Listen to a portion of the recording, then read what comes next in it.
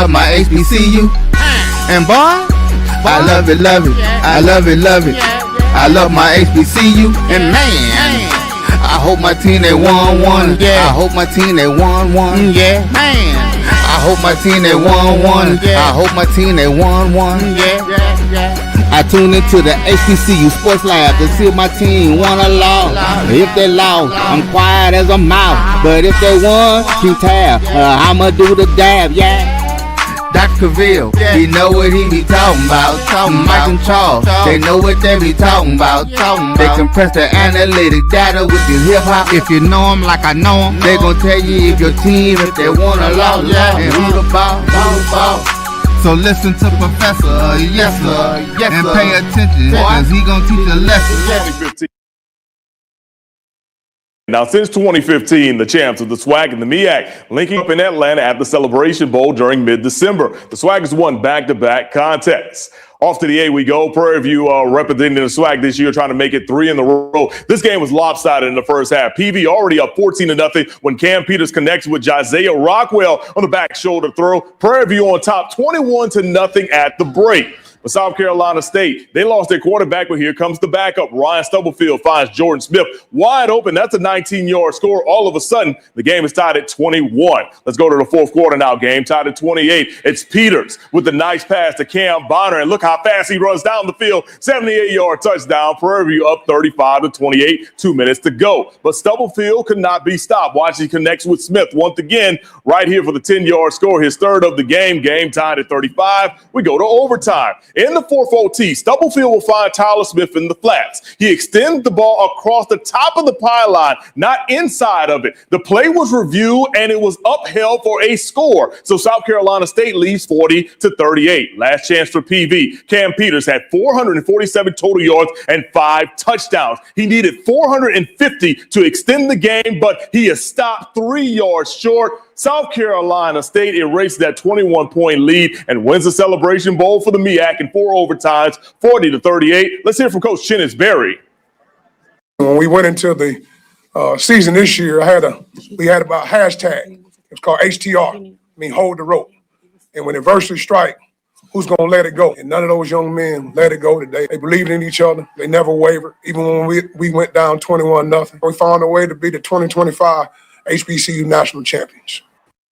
Never, ever sue the driver.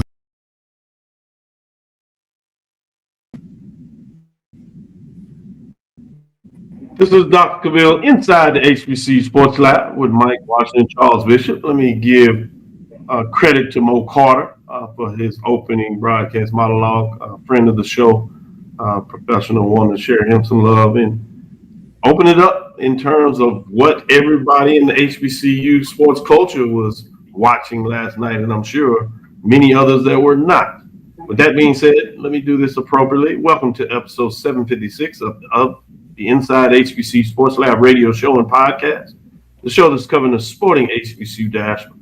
All things HBCU sports for institutions large and small, from the NEIA to the NCAA.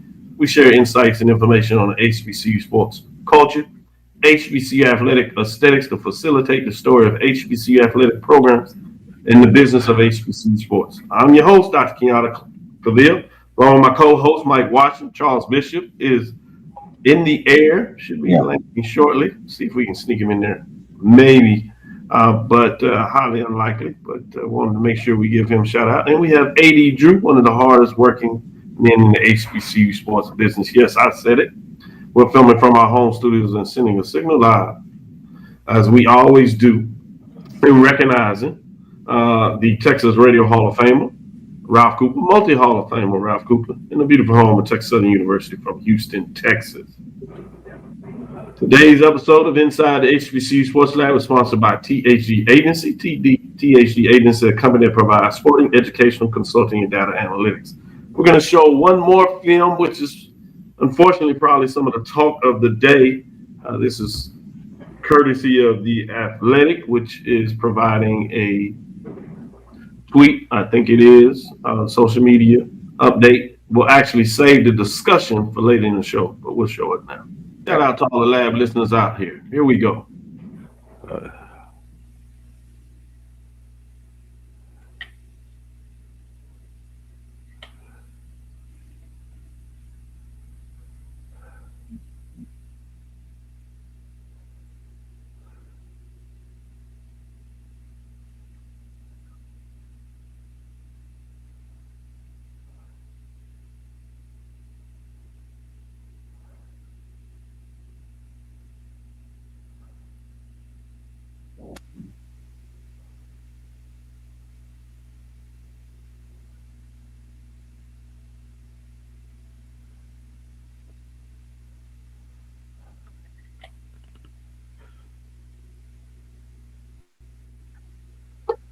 With that being said, Mike, how you doing this morning? I'm doing good, Doc. How you doing? Licking my wounds a little bit, but at the same time, thankful for such a terrific celebration bowl. That game was phenomenal. No matter what side you were cheering for, it took all kinds of ebbs and flows and bounces. And if you're on heart medication or blood pressure medication, whatever kind of medication, you needed it yesterday. So, other than that, I'm doing well and getting ready to head off, but the culminating event to a wonderful season. Yeah, well said in so many different ways. AD Drew, how are you? You talk about all that medication, Mike. So I'll start off with my pharmaceutical requests. Those include Tylenol, or some type of naproxen, and some icy hot for the miles that I put on my legs walking around that stadium all day yesterday, trying to take care of the different media members who were down there. And yes, it was a great game. And I'll say this, one of the things that in my role with the Celebration Bowl is a lot of times I'm at the game and do not get to actually watch the game. Right. And I was in the media room when I finally made it back to the media room at halftime, and there's certain things that I needed to get done during the third quarter. When I sat down at my computer to get things done, it was 28-0. I'm just typing. I'm not paying attention because I'm in my own world. I look up. It's 21-28, and I, phone call, something happened, text something, and then I look up again. It's 28-28. I'm like, what? I asked somebody next. I'm like, what the hell just happened? Because I was in my own world, and I'll be honest with you, the only plays that I saw were overtime because I had to be on the field at overtime. That's the only part of the game. So I am looking forward to going back and actually watching this game, and I cannot wait to start waiting, especially the last hour of that particular game and into overtime. Not one, not two, not three, but four of them. Oh my God! Instant classic, and sometime down the line, will they bowls ever? I, I wonder where this was gonna fall. We can't do it right now because we have recency bias. But I wonder where this Celebration Bowl is going to fall on that list. I think we can. I think this one Absolutely. is going to go to the top of the list. Obviously, some others certainly are in the argument. When you almost by definition you get a full overtime, it's just hard not to go near the top of the list. But anyway, it's what we do. It'll be for debate, and that's great debate. Just like we have the listeners and lab nesters jumping out here with the debate that they'll have, and this debate will go on for a long time. It will be in the lure of HBCU sports fans on a very positive note for South Carolina State, and congratulations to them in terms of the championship. We're looking forward to bringing on head coach Chennis Berry to formally congratulate him, and we'll give our updates on in the next segment who we listen at the championship for Inside HBCU Sports Lab, which it should not be a surprise. But yeah, it had everything, ebbs and flows. People talking about 21-0. Yeah. People are focused on the kicker, fumbles that were not called, good plays about getting to the line, comeback, big catches. Just about everything was in the game. Yeah. Look like you are lining up for a championship field goal, and all the motions are right there, and you see it, and it goes just wide right, and all of a sudden you like got to keep playing. You got a dive at the post, called a touchdown. Some people see it the other way, replayed it, delays it, creates the drama and heightens up. Weird thing about this game is obviously rooting interest in a lot of ways for the game, which was a different myself. Mike, I would say that obviously Charles has had that literally 3 of the last 4 years, having to deal with both sides of it, falling to a lot of the spoils of victory. So it was have to come down to get ready to get on the floor, but they won't allow you if you just do the media, not the photography part. You're not on the floor. So obviously, Mike and I are coming down. So we go to the media room, set up. And fortunately, in the media room, they had the big screen in there. So you're watching the highs and lows, comments of people in the media room preparing for the post game. And then you get the post game with the college athletes, the coaches from the team that lost, as well as the team that won. And you see the range of emotions. So it's fascinating to be able to have that inside there. Shout out to Coach Berry. His comments in terms has gone much viral, at least in the HBCU-based world, and he personally gave me a shout out. So I'm certainly humbled and appreciative about that, folks that recognize the diligence that you put in this that you don't always get. We'll get a chance to get a little more into the details of the game. But any quick thoughts that you have, AD, in terms of the experience part of what a lot seeing the HBCU sports culture since you didn't get to see the game. What did you think about the HBCU sports culture component of people coming together to be able to witness a game of this magnitude? Well, I'll start off with this. I had an opportunity to get down on the concourse level because of some stuff I had to do, and didn't realize I walked around the entire stadium at one point. Look, I was looking for a specific entry point, and instead of making a left, I made a right, and I actually wound up walking the entire concourse of the stadium. And when doing that, obviously I'm seeing some people bump to a couple of people who I knew out in the concourse, but I'm looking at the number of paraphernalia not specifically affiliated with either of these institutions playing. I'm going to take that one step further. Not even affiliated with the specific conferences. I saw A&T. I saw him. I saw Savannah State. I saw Morris Brown, Morehouse, Clark Atlanta, Spelman, Johnson C. I saw some Tuskegee. I saw I'm not even gonna go because I did see representation from within the conferences, so I'm not gonna name all those. But I was just naming some of the people outside these two conferences, and everybody was there just enjoying themselves and just doing what we do at a football game. And I'll say this.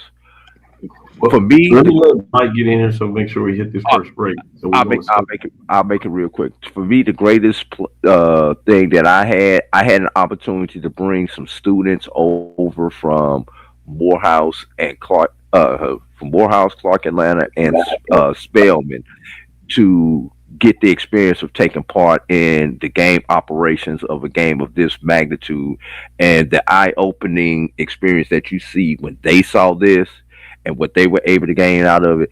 That was the biggest thing for me from a culture point. Good stuff. Let's take our first break. Come back on the other side. Mike, I'll let you talk about that on the other side as we get into the top 7 breakdown and the final score of the matchup. Gotcha. For over 30 years, HBCU Image has been more than just an apparel store. We've been a movement, a statement, a legacy. We celebrate the pride, the purpose, and the culture that make historically black colleges and universities legendary. Whether you're a student or a lifelong supporter, our gear lets you wear your HBCU stories with confidence and style. Because when you wear HBCU Image, you're not just wearing clothes. You're wearing culture. You're wearing pride. You're wearing purpose. HBCU Image, a Kenny T's company.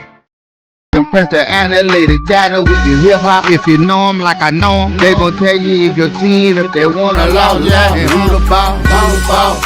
So listen to Professor, yes sir, and pay attention, cause he gon' teach a lesson. This is Dr. Cavil's Inside the HBCU Sports Lab. I was gonna ask for Mike to come back with his comments, but seems like he's probably had some internet. We'll see if we can get him back in here.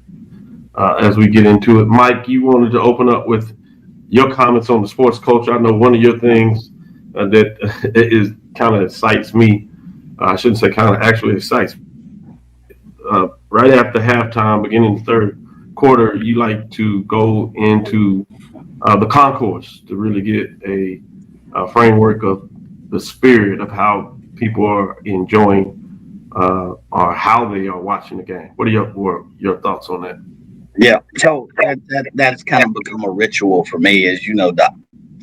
And I went down to the concourse, and as AD was saying, I was standing next to somebody with an NCCU jacket on, somebody on the other side with a Spelman jacket on, and then of course there was Jackson State, but then there was Morehouse, and then I saw two or three Jackson State, then I saw a Grambling, and so I got into some verbal jarring. I won't get into the details with the Jackson State folks because there was more of them down there, but I was letting them have it, and they would let me have it. But it was all in jest. So I will say I won, but they will say they won. But anyway, but it was just good to be down in the mix of what I call the HBCU brother and sisterhood, because we can talk about each other, but nobody else can. And can't nobody talk about each other like we can. But that, from a culture standpoint, it was really good to be down there to walk through the stands and everything. Everybody, they saw I had my cowboy hat on. They were like, "Wait, never mind. We know where you from." So it sparked a lot of debate. And after the verbal jarring, there was a lot of conversation. One of the listeners put something about my wife said this, and I never checked it out.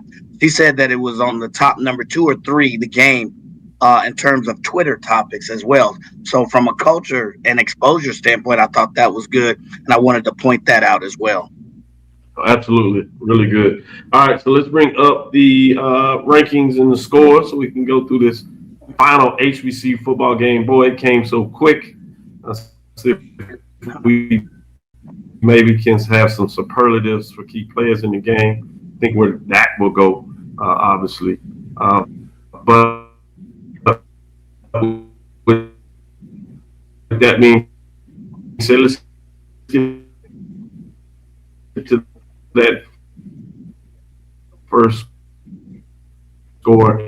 And this is Big Ben Award.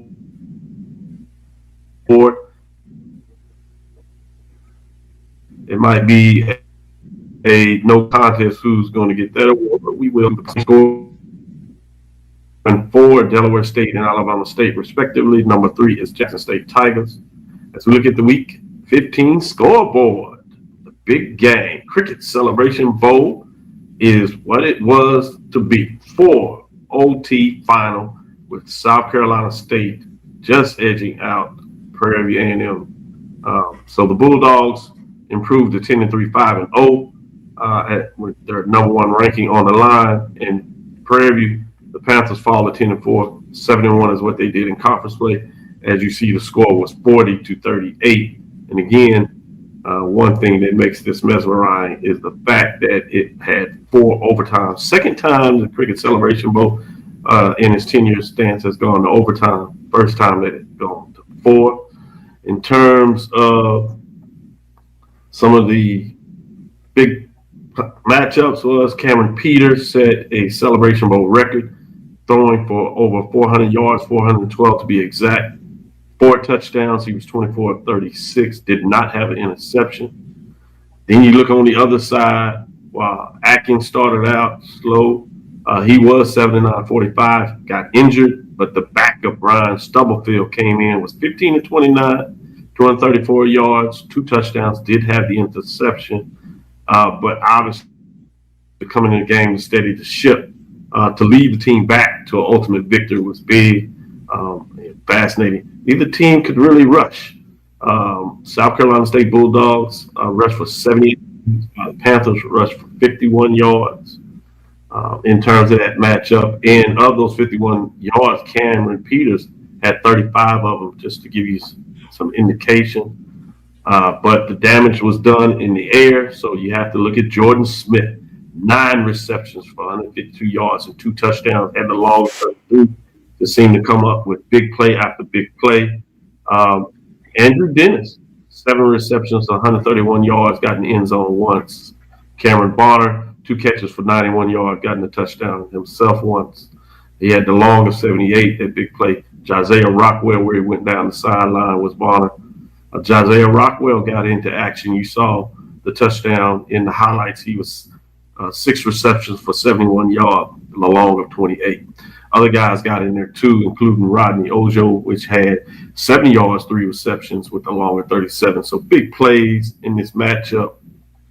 You did have the fumble by Bigman, which was lost, but none by South Carolina State. Defense come to play with big tackles, big plays throughout the game. With that, you did have the tough day by the field goal kicker that was challenging in terms of Prairie View missing 2 field goals, 1 in overtime in terms of crucial kicks.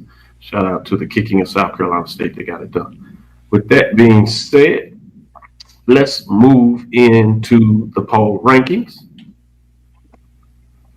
We're going to move through this pretty fast because nothing changes really at the bottom with those receiving votes.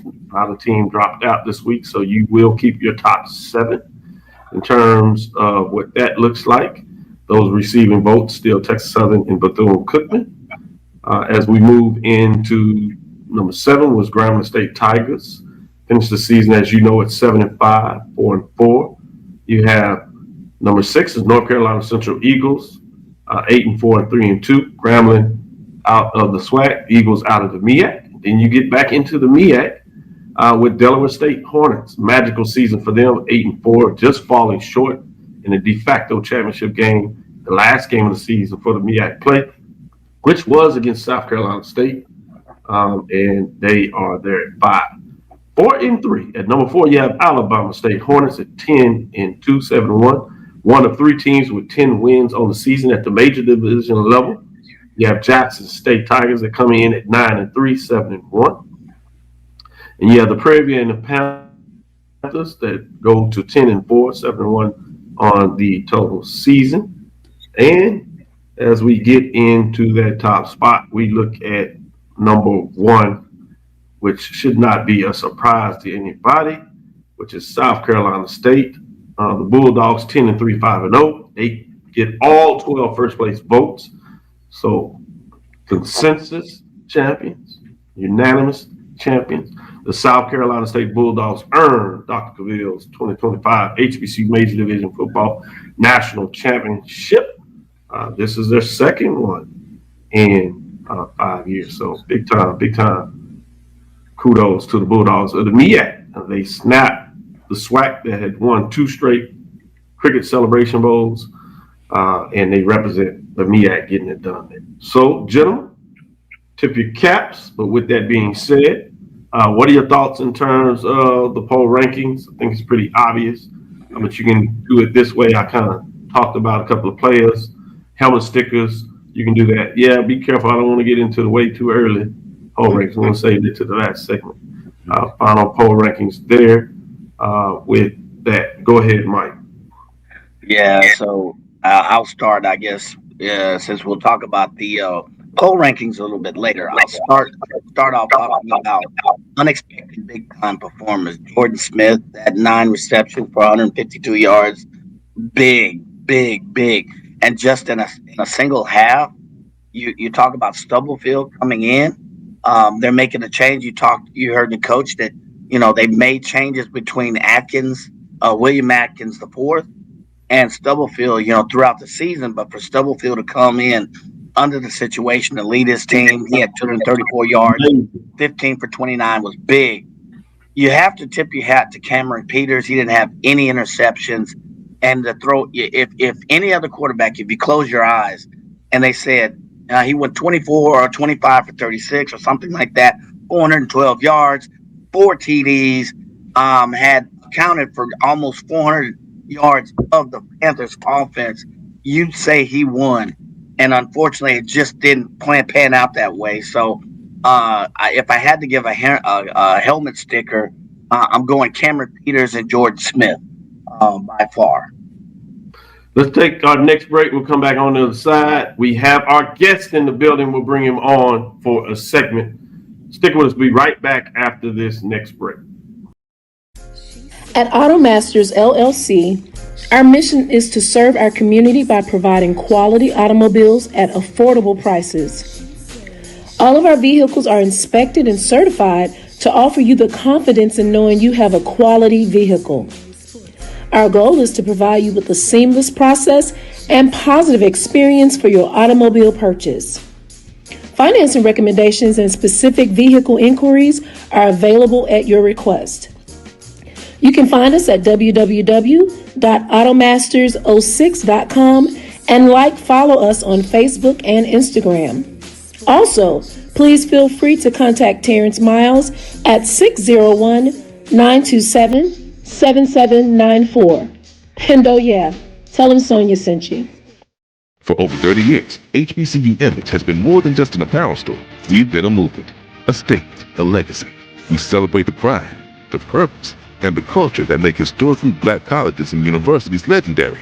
Whether you're a student or a lifelong supporter, our gear lets you wear your HBCU story with confidence and style. Because when you wear HBCU Image, you're not just wearing clothes. You're wearing culture. You're wearing pride. You're wearing purpose. HBCU Image, a Kenny T's company. Compress the analytic data with your hip hop. If you know them like I know them, they gon' tell you if your team, if they wanna lose, and who the ball. So listen to Professor, yes sir, and pay attention, cause he gon' teach a lesson. This is Dr. Kenyatta Cavil of Inside the HBCU Sports Lab. The champ is here. The champ is here. Coach Berry, I appreciate you getting up early this morning to get with us. I know you have a lot of places, a lot of things you could be doing, but you were cherished that you chose to give us a couple of minutes to talk about this championship game, Cricket Celebration Bowl. You say I have my South Carolina State Bulldogs eyes on to make sure I'm representing appropriate for the champion. I had a chance to go to campus going to a conference up there. And one of the things I try to do is I visit different HBCUs through the season. So we get a chance to really get into the spirit and the culture because they're so magnificent when you talk about overall coaches, the conferences, but more importantly, the HBCU sports culture, as I like to call it, across. There's uniqueness about each. And then we have in the background, I have you holding up the Cricket Celebration Bowl championship trophy. I got a chance to snack that picture as they hand it to you and the smile on your face with your wife right there. Enormous, and all the team celebrating you. Well done on the season and getting that final win to culminate what we already knew that you were going to. Welcome to the show, Coach. And I'm glad to be here, man. It's great.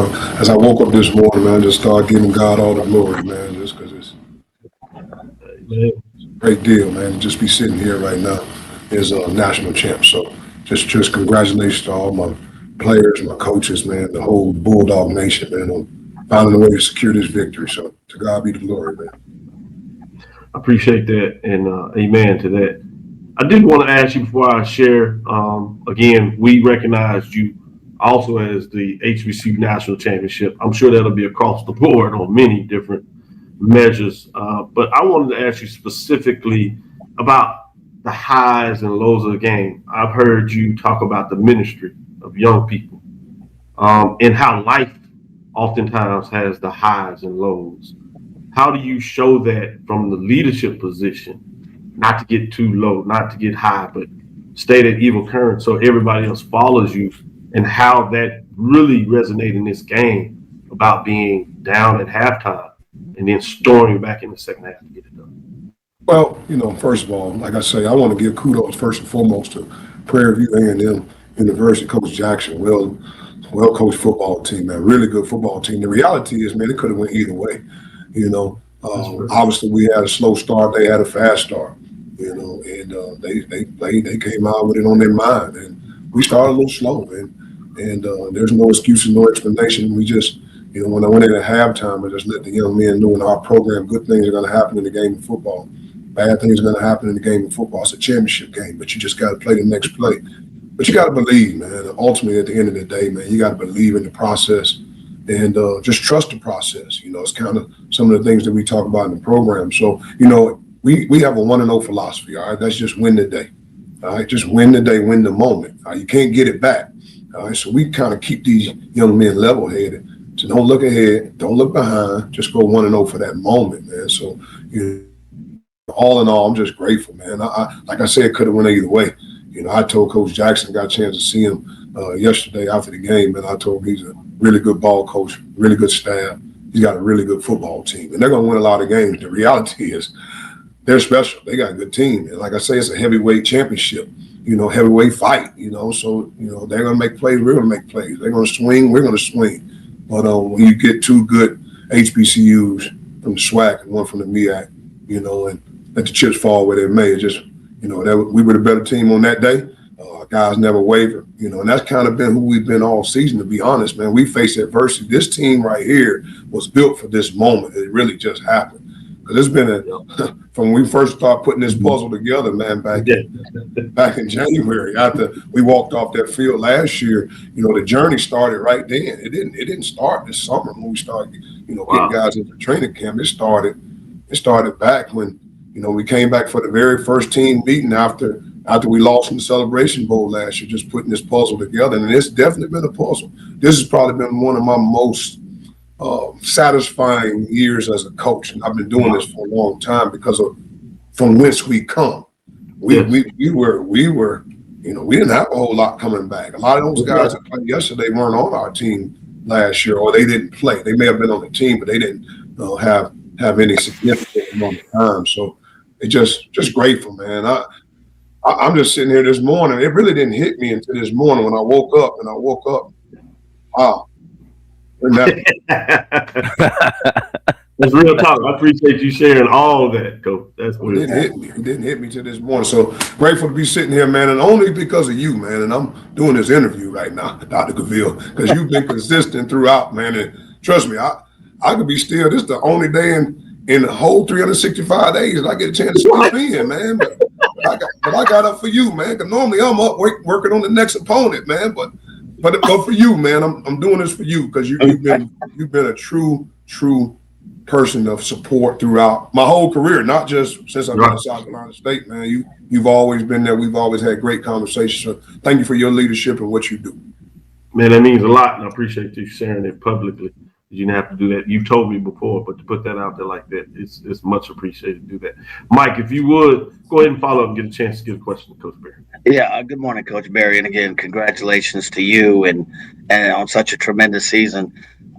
You have a master motivator reputation. I don't know if you know it or not, and I know a lot of it, and I agree with you. To God be the glory. You talk a lot about the process. And where it started last year, and you mentioned Stephen J. Covey and Start with the End in Mind, and I'm a fan of that book as well. So can you talk? You talk about this process. Were there any pivotal moments, if you can look back this last 1 year, where last year in the game up to now, any pivotal moments that just stand out in your mind, and it's like, all right, that was a changing moment, or this was a changing moment, or this was a defining moment, if you will. Well, this season, I think it was kind of twofold. I think we went, obviously we knew there was going to be some challenges in the month of September with having University of South Carolina on the schedule, University of South Florida on the schedule. Now, we went in to win. I don't think we just showed up for a check. We went in to win it, and unfortunately, it didn't go our way. But we knew it was going to be challenges. We always say in our program, in August, you put it all together. And then September, you find out who you are, in September. And then October, you start playing your best ball, okay? So you can make it a November to remember, all right? And then when you win November and October, now you can get an opportunity to play in December.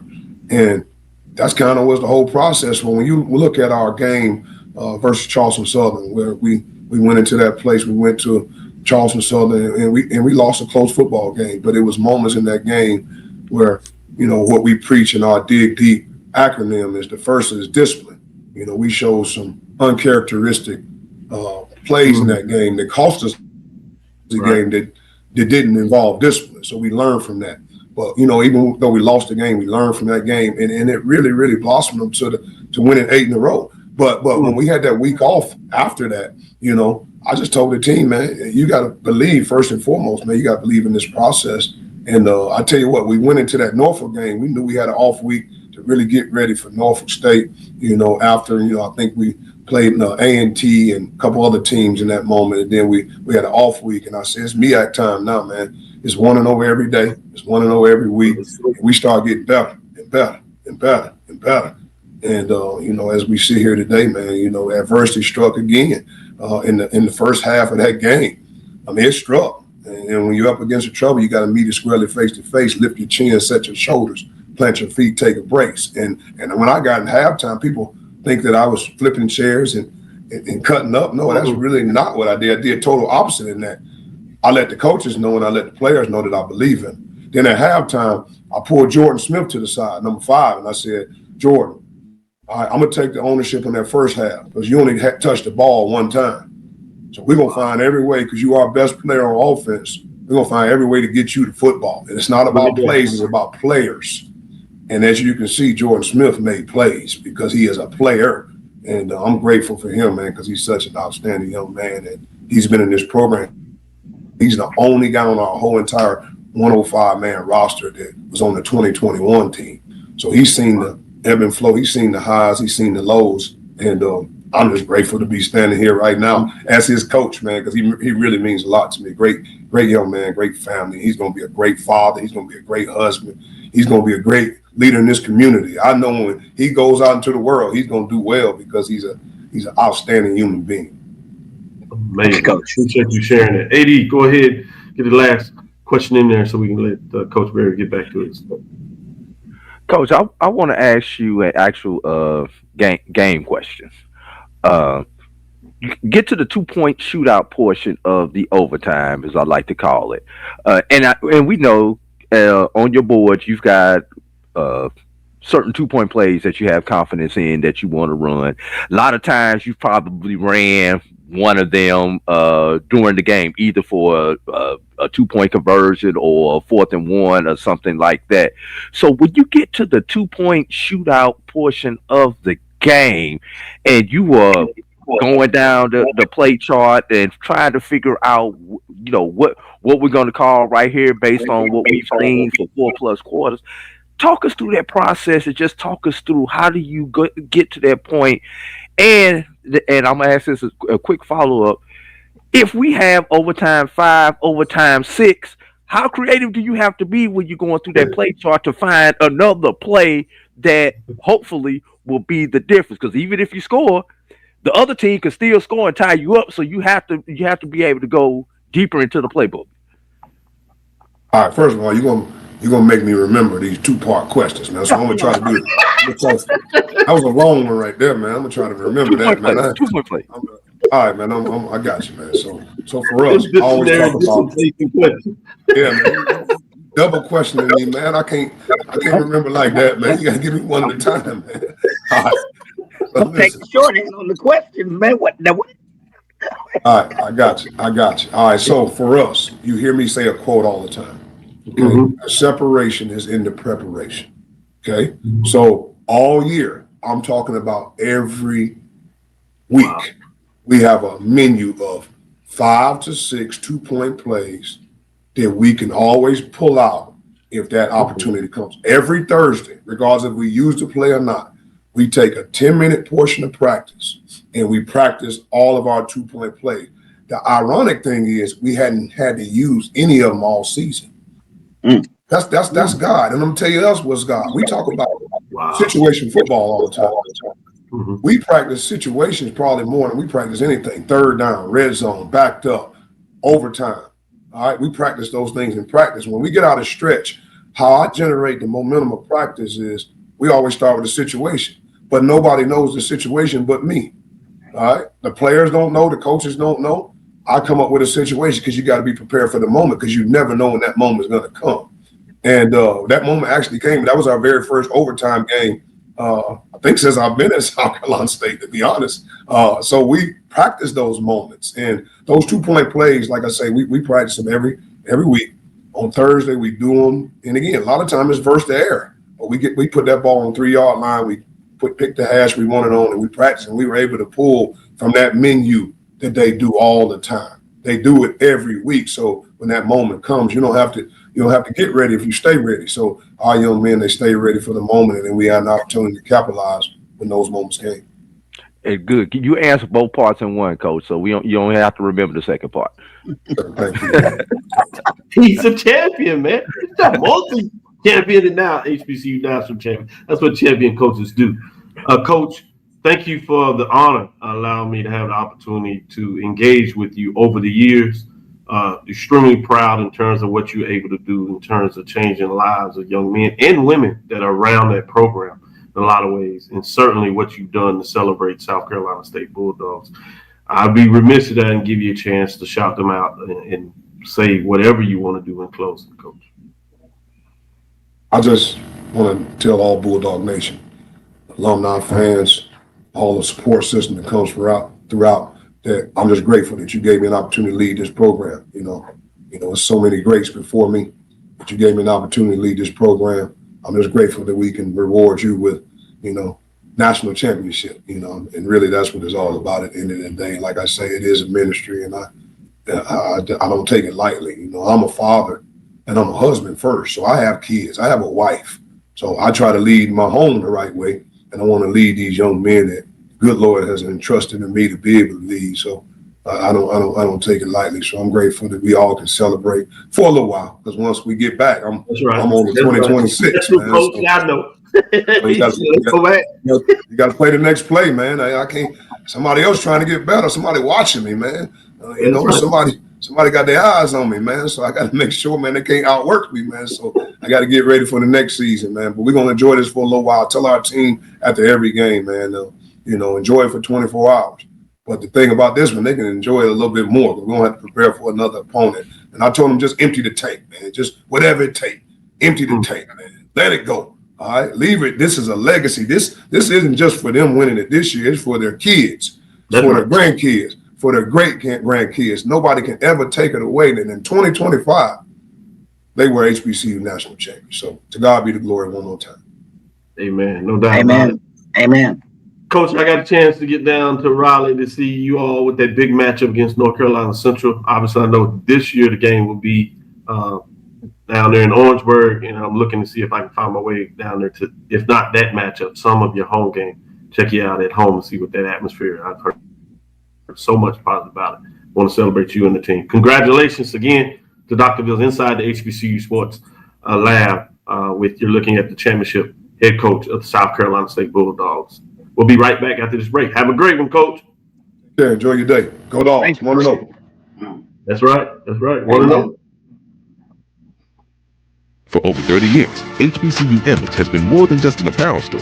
We've been a movement, a statement, a legacy. We celebrate the pride, the purpose, and the culture that make historically black colleges and universities legendary. Whether you're a student or a lifelong supporter, our gear lets you wear your HBCU story with confidence and style. Because when you wear HBCU Image, you're not just wearing clothes. You're wearing culture. You're wearing pride. You're wearing purpose. HBCU Image, a Kenny T's company. Greetings, Santos. My name is Roland Austin, and I'm one of the directors at the 1876 Athletic Foundation. The 1876 Athletic Foundation was formed to promote the success of all 343 student athletes. Our overall goal is to fund scholarships for all of our student athletes. We ask that you help us in achieving this goal by donating to the 1876 Athletic Foundation via the QR code below or 1876.foundation. Your generous donation will help us continue to assist the needs of all of our Panther athletes. Thanks, and go Panthers. At AutoMasters LLC, our mission is to serve our community by providing quality automobiles at affordable prices. All of our vehicles are inspected and certified to offer you the confidence in knowing you have a quality vehicle. Our goal is to provide you with a seamless process and positive experience for your automobile purchase. Financing recommendations and specific vehicle inquiries are available at your request. You can find us at www.automasters06.com and follow us on Facebook and Instagram. Also, please feel free to contact Terrence Miles at 601-927-7794. And oh yeah, Tell them Sonya sent you. Compress the analytic data with your hip hop. If you know them like I know them, they gon' tell you if your team, if they wanna lose, and who the ball. So listen to Professor, yes sir, and pay attention, cause he gon' teach a lesson. Dr. Cavil's inside the HBCU Sports Lab. We have none other than Mike Washington, 80 Drew, and Bryan Fulford for this last segment. We will do a way too early top 7. So I want to get y'all thoughts on that. But before we get in there, obviously, this is a play that a lot of folks just can't get out of their grill, which is tough because it was a classic or overtime game. You really would like to focus on all the stuff, but it's out there. You even had the Atlantic that doesn't always give a lot of love to HBCUs, but for whatever reason, this stuck out to them, and they got an article on there that I thought was fascinating in terms of, they call it the worst call of the season. But I'll start with you, Bryan. What did you see in the play? What were your thoughts when you were watching and saw it live, and then after you saw the replay? Well, first off, good morning, guys. Sorry, I wish I could have been in Atlanta with you guys. I was all but ready to celebrate with you, Mike and Doc, and man, I had a drink. That field goal, I was like, bro, when that field goal went right, boy, I took a drink for y'all. I thought of y'all, and I was like, damn. Mike was in there talking about he didn't even want to take the time to do the shot. He just wanted to introduce intravenous.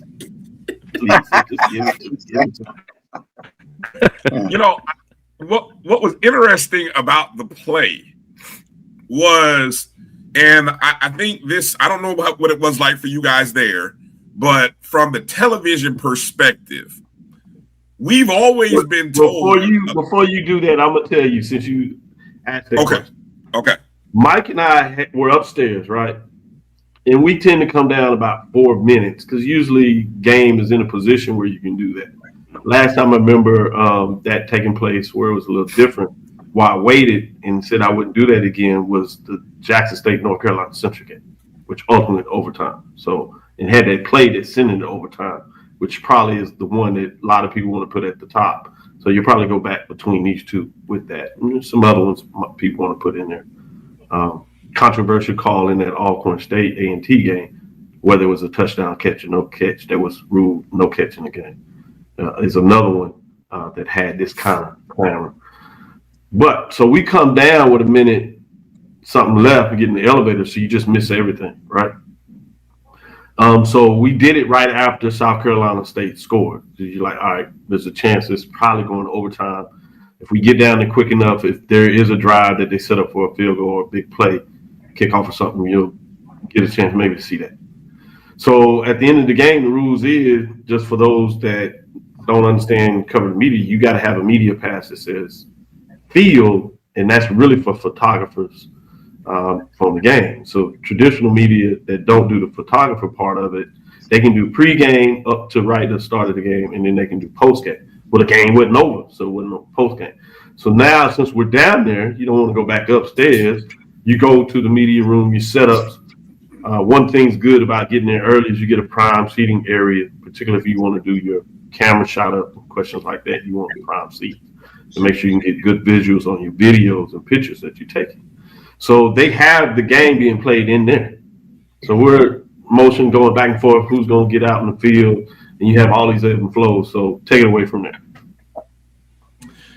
Well, we've all heard about the pylon, and I think most of us have always heard the phrase the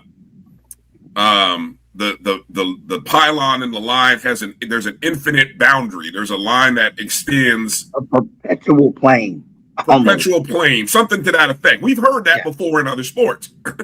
Well, what was confusing in watching it, because you do see the replay and you don't see him reach the ball over necessarily. You see him reach it once he gets out of bounds. But the quote unquote rules expert never used the word about the boundary and the line. He referenced being inbounds and putting the ball over the top of the goal, or he never mentioned this perpetual playing that we all hear. So as I'm, because I'm watching it at home and I'm on social media and stuff and the live people doing the watch parties, I'm sure everybody is thinking, oh, that call is going to be reversed. And apparently when they use the terminology upheld, essentially they're saying that we don't have a clear enough video angle, despite what you just saw. Despite what you just saw. Now, I don't know about you. I wear glasses, and my prescription is bad as hell. But I don't know what more evidence because you can see the ball, you can see the guy, you can see the.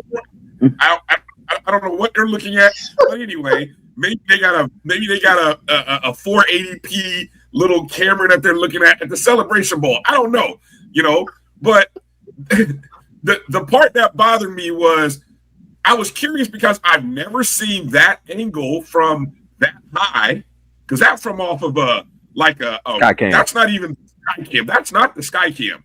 That's a camera that's in the rafters somewhere, because the sky cam doesn't get that high. Trust me, Drew. We've done games next to the guys who do the sky cam. That camera is not that high. So I had no idea where that camera came from. I'd never seen that one before. But I kept thinking, damn, where's the sideline? Where's the angle, like right there at the pylon? Where's the pylon cam that they just used the week before in the SEC championship game? I don't know. Maybe they took that. Maybe the SEC took that with them back to Birmingham. I don't know. But that's what was disappointing about not having a better angle. But also, it was really bad by the quote unquote rules expert. I mean, it took Willie Simmons going social media to explain about the infinite line. God bless Willie Simmons for clearing it up for everybody, because I was one of those people saying, "Oh man, PV got robbed. It's a shame that the Celebration Bowl, came down to no good camera angles." But then again, look, I understand people can say, well, if PV would have kicked the field goal, he wouldn't have been in this situation. I get it. But it was very confusing until it wasn't, thanks to Willie Simmons, because we all heard what Willie Simmons said. We've all heard that by every other rules expert in college football and professional football games. I don't know why this rules expert didn't choose to share that. So I do want to, and I added this in Willie Simmons' thing, and I thought his statement was absolutely dead on. But I think what people are missing is if you actually have the rules, and I'll read that. And this was I posted under there, which is I think what a lot of folks were discussing, because this is the point that I think is throwing some people off. While he says it extends infinity, he's absolutely correct. But the part that I think he's missing that a lot of folks are questioning is this part. When a football analyst says that the goal line extends to infinity, it means the imaginary plane of the goal line goes up and out past the sidelines, allowing a touchdown if a player with the ball touches the pylon. Pretty much everybody knows that one, right? Or breaks that extended plane, even if their body is out of bounds, simplifying scoring at the corner of the end zone. Essentially, the pylon marks the corner of the infinite plane, which is what he said, touching it with the ball or the ball crossing it. So what many people are arguing is it's obvious it didn't touch. The folks that are arguing saying the ball never crossed it. So it doesn't matter where it extends, at some point, by the definition here, it has to cross it. And I think that's what people are arguing. To your point, that's what the naked eye people were seeing, that it never crossed it. But I think it goes back to your original point. It's not so much whether they understood the infinity. What based on how we interpret the rules, is they didn't feel they had enough evidence to overturn what they called on the field. So it's not about the rules. Somehow. What people are mad at because they said just what you said. Yes. It looks like from everybody that sees it in these different, and that's why you got this Atlantic, and we played it over the top. It clearly shows that most of the part he didn't touch it.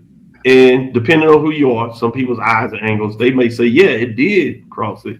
But for most folks to see it, certainly for those Prairie View folks out there, and some other SWAC folks, like, I never did even cross it. I think that's the difference then, I think, where Willie didn't provide the clarity. Right. He shared the rules. Shout out to Coach Chennis, my guy. But I don't think that's what people were questioning. Everybody watches enough football this time. We, as you illustrated, most people understand and heard the extension. The question that's there is, does the baller not have to cross it at some point? And those that are making the argument, they're saying it didn't cross it. Those that are saying, yes, it did cross it, which obviously you decide either way. But the secondary point is, even if it did, if they can't see it clearly, they have to stick with the call. Original. Yeah. Yep. Right. Because if there was no touchdown on the field, it would have been no touchdown by replay, I believe. By replay, yeah. Right. So wanted to get into that. I think we discussed that ad nauseum. So let's get in and pull up the PowerPoint way too early so we can have some fun and get y'all to get some more discussion. I know you all have the extended version tonight, so you get a chance to really get into this. You'll see more things and more arguments all day long. So it'll be interesting to see what you all do tonight in Bryan and AD. You will have a show on fumes tonight. I will say that, Dr. Cavil. So this major division way too early. 2026 preseason rankings. Hey man, you got to do it. This is how you sell the brand, right? And so let's pull it up. See what y'all think. At number 7, Delaware State Hornets, 8-4, 4-1. Bethune-Cookman Wildcats, 6-6, 5-3. I had in number 6. Number 5, North Carolina Central, 8-4, 3-2 is what they did this year. Jackson State just comes in number 4. I Love will be quite upset. 9-3, 7-1. Number 3, Prairie View and Panthers at 10-4, 7-1. Both of those have 3 votes respectively for that. Some people believe they'll be first. At number 2, you have Alabama State Hornets, also with 3, 10-2, 7-1. All intentions look like quarterback will be coming back. There may be a lot of that. And then South Carolina State Bulldogs, it's hard to argue with Coach Chennis Berry that we had on the show that he can't do a three-peat in terms of making it to the Cricket Celebration Bowl and then seeing if he can do it back-to-back, which hadn't been done in some time. I'm going to go to you, AD. What are your thoughts in terms of this way too early top 7 2026 preseason rankings? Doc, I'm waiting until next week's show when you reveal the way too early bottom 7 teams. and the reason why I am waiting on that is because in today's transfer portal era, I'm going to say 3 of the teams that you reveal in that poll will be on this poll by the end of next season. And throw out a school or 2 that you think may at least have a coach in place that can push to get players from the transfer portal, or that somebody might be bringing in a coach they think that could get that done. Let's let the coaching, hiring, and movement phase settle down, because we may see some of these coaches. We'll allow you to. No, I'm not gonna play the game. Right, that's what I said. We'll allow you to. Yeah. So let me go to Mike to see What do you answer? What are you thinking in terms of top 7? Man, I need to do this with a little bit more libation in my cup than what you asking me. I mean, come on, man. I need to see coaching movements. I need to see portal movements. But you know what? Because I love you, Doc, I'll be your Huckleberry. I'll go ahead and play. So you got 2 teams that are from the West that are not on here. Prairie View's the only team from the West, the SWAC West, not on here. Right. You got. I was wondering you say that. Yep. Yeah. So Grambling beat Bethune. Alcorn finished the season strong. They beat Grambling. So why not? Because Texas Southern is going to come in. You don't know who the quarterback's going to be, but they're coaching, and think the West is back for good. Yeah, absolutely. So I would add 2 or 3 teams from the West, absolutely, on here. And then Delaware State, you got to think that they're gonna come. They're gonna come back strong. So that's the biggest thing that stands out is we came into the season saying ain't gonna be nobody. You don't know who coming out the West. Well, it turns out the 2 or 3 teams from the West were pretty strong. I think they'll perpetually get stronger. There's that term, perpetually get stronger going into 2026. That's my only point. That's the only one I'm gonna throw to this. Way, way, way too early. Now you ask me next week when I have a glass of Chablis or Cabernet Sauvignon from 22, I got more for you. That's perfect. That's perfect. Our guest coming in here, Bryan, we'll let you close it on your thoughts here. Where you go? Oh, wow, Doc. So I like the top 4. And what I like about the top 4, you got stability in head coaches. We don't believe any of these coaches are going anywhere. We also believe that all of them have a returning quarterback coming back. To some degree. I don't know about South Carolina State's quarterback situation entirely. Maybe you guys can tell me about Stubblefield, but I know he's been there for a minute. And I thought I heard them say Atkins was in his last year, but that was his last year. Yeah. So, but if nothing else, senior out of Houston. Okay. If nothing else, I think South Carolina State has proven that they are going to be in the top 4. I would start my year with Alabama State, honestly, at number 1. I mean, short of the injury to Andrew Body,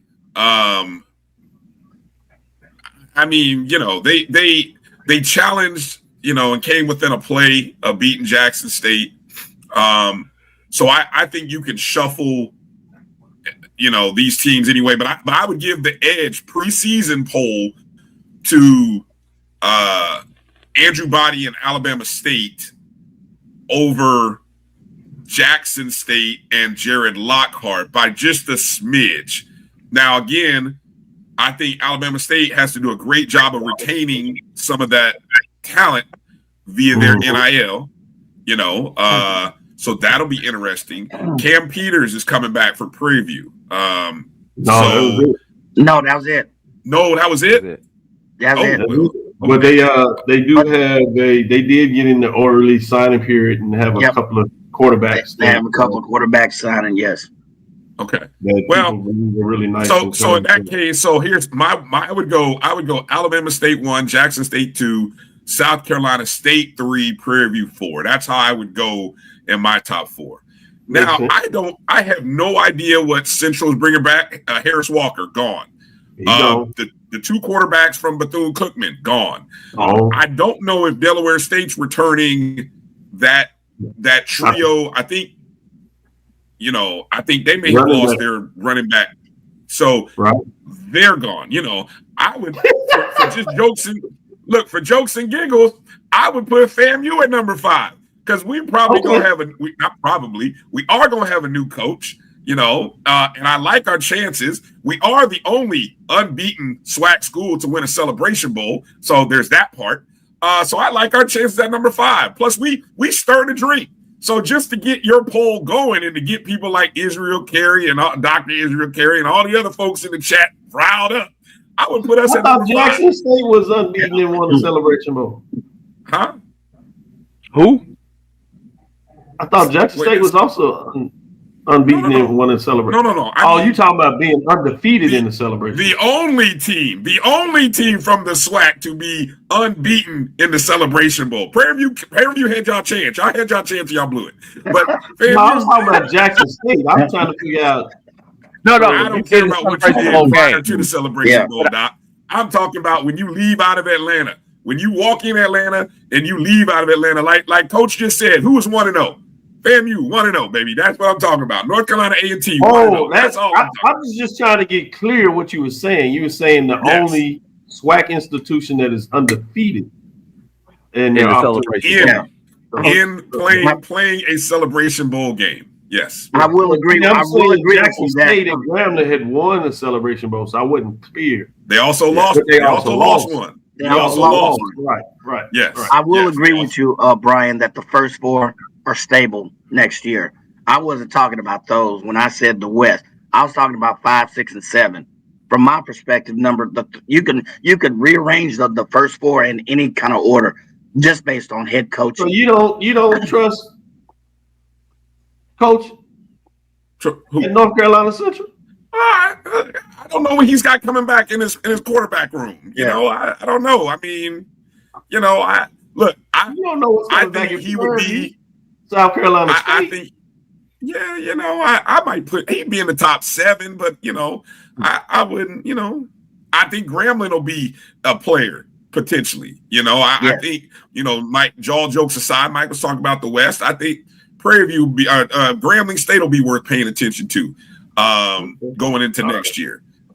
So, you know, hey, you know, it's way too early, folks. Way too early. Way too early. Don't jump on. Don't beat me up. Don't beat Doc up. Don't beat me up. It's way too early. We don't have no data. Here. This is the end of football season in terms of teams. Just having fun, taking screenshots and stuff. Relax. We wanted to stretch it out a little bit and give you something to talk about in the offseason. Yes, Drew. Can I play that marketing ploy? That marketing ploy. Now you want to play, Drew? I want to play the game. I just want to say this. Florida A&M, the only SWAC team who did not have to lose a Celebration Bowl game before they won a Celebration Bowl game, but maybe that's because of our BAC roots. I'm going off camera because I don't want y'all to say nothing about that. I think Grambling won the first one. Grambling won the first one. Yes. They came back and lost the second one. Yes. Grambling won the first. Let's not forget. Drew was trying to be cute. Drew was trying to be cute. You know, the historian, it's hard, you know, especially if you come off the code. You should have just left it where I left it, Drew. I tried to give us a walk-off. I tried to give FAMU a walk-off. You had a walk-off, and you just blew the game. I was trying to take a shot at that other institution who don't know how to shut up in the chats. You had a walk-off, and you just blew it.